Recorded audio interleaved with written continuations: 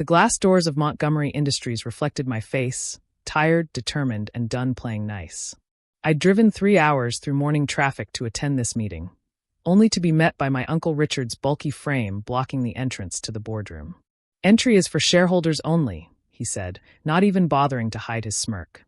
Behind him, through the frosted glass, I could see the silhouettes of my family members already seated around the polished oak table. "I have every right to be here," I said quietly, adjusting the strap of my worn leather bag. The same bag I'd carried since college, back when this company was just my grandfather's dream and a small warehouse on the outskirts of town. "Do you, though?" Richard's voice dripped with false sympathy. "I mean, technically, you're just an employee. A junior marketing coordinator, isn't it? This is a shareholders meeting, Natalie. Big decisions. Real business. Not social media posts and pretty graphics." Through the gap in the door, I caught my cousin Brandon's eye.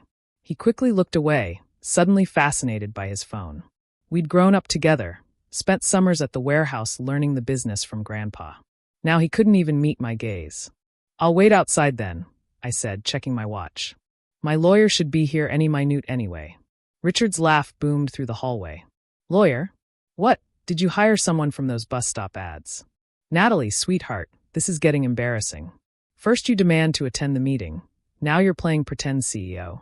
I found a seat in the waiting area, crossing my legs and pulling out my phone. The text from Harrison Blackwood confirmed he was 5 minutes out. I smiled, remembering Richard's words. Bus stop ads. If only he knew. The boardroom door opened, and my Aunt Patricia stepped out, her designer heels clicking against the marble floor. "Natalie, dear, why don't you just go home? This is family business." "I am family," I reminded her. "You know what I mean. Core family. Decision-making family." She adjusted her pearl necklace, the one Grandma used to wear. "Your father would understand. If he were still alive, he'd tell you the same thing. My father. The son who chose teaching over the family business. The disappointment.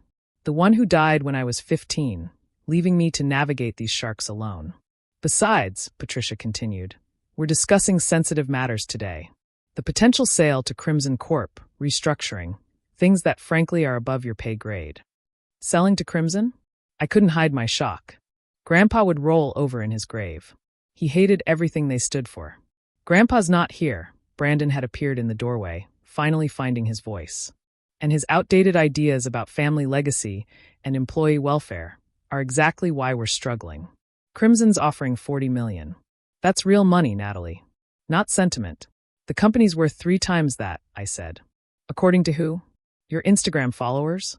Brandon scoffed. "Stick to making pretty posts. Leave the real business to us."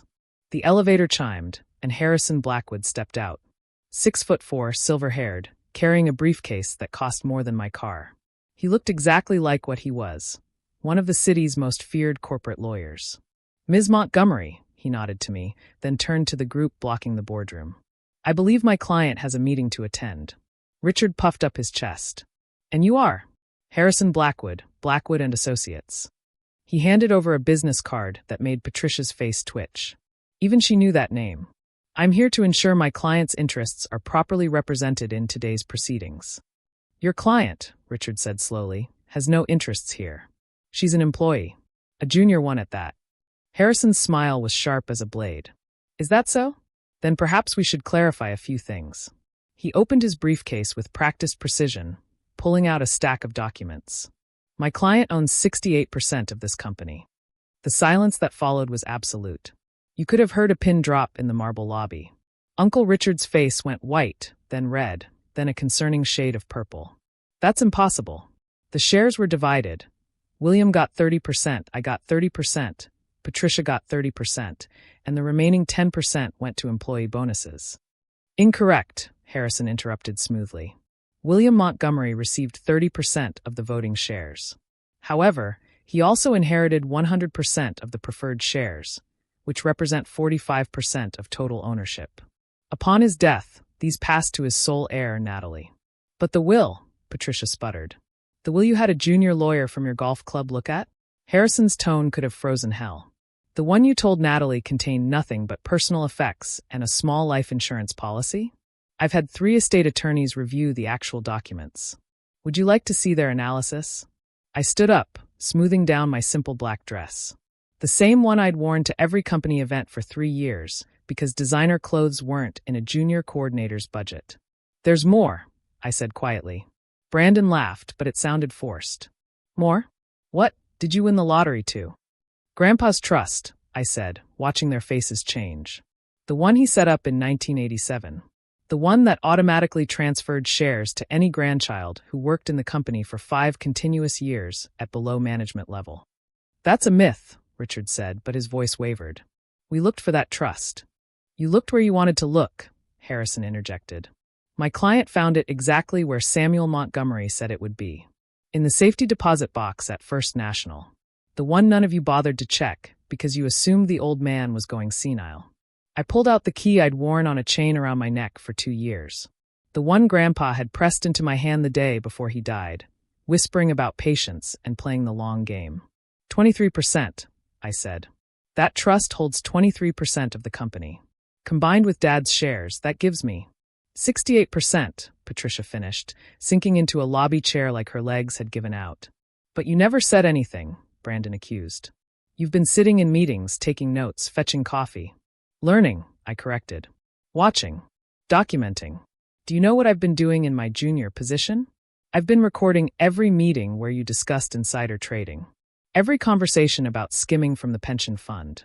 Every deal you made that violated federal regulations. You recorded, that's illegal," Richard blustered. Harrison cleared his throat. "Single-party consent state. And as a shareholder, she had every right to protect her interests by documenting potential corporate malfeasance." I walked toward the boardroom, and this time, Richard stepped aside. His face had gone from purple to a sickly gray. "The Crimson Deal," I said, pausing at the door. "Cancel it. Today. Or I'll call the SEC myself and hand over 3 years of evidence. Your choice. You can't just walk in here and take over," Patricia's voice was shrill. "We've been running this company.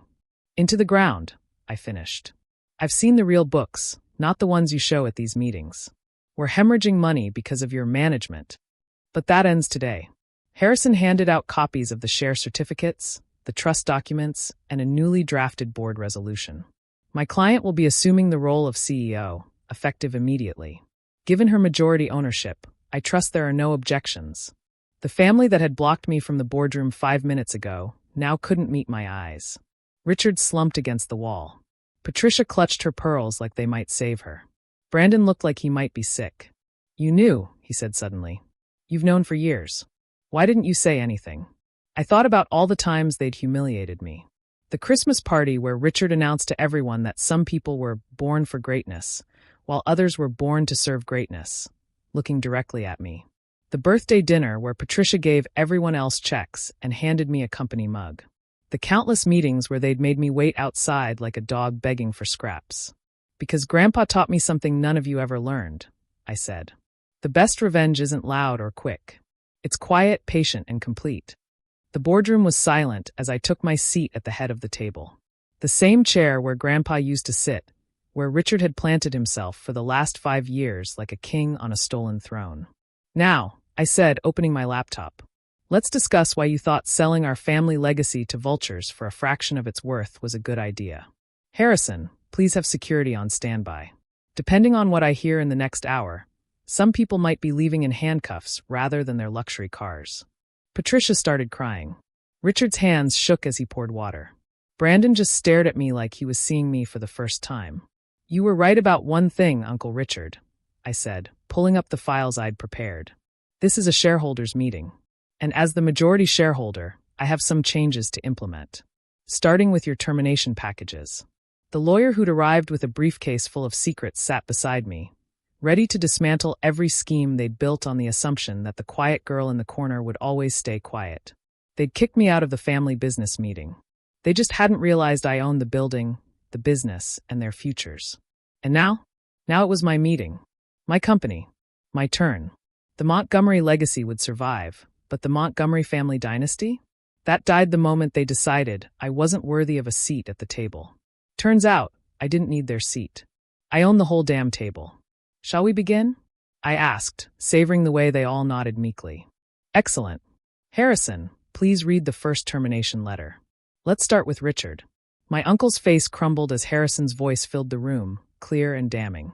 3 years of patient waiting, of silent documentation, of playing the fool while holding all the cards. Grandpa had been right. The best players aren't the loudest ones. They're the ones who know when to show their hand. And I'd just won the entire pot.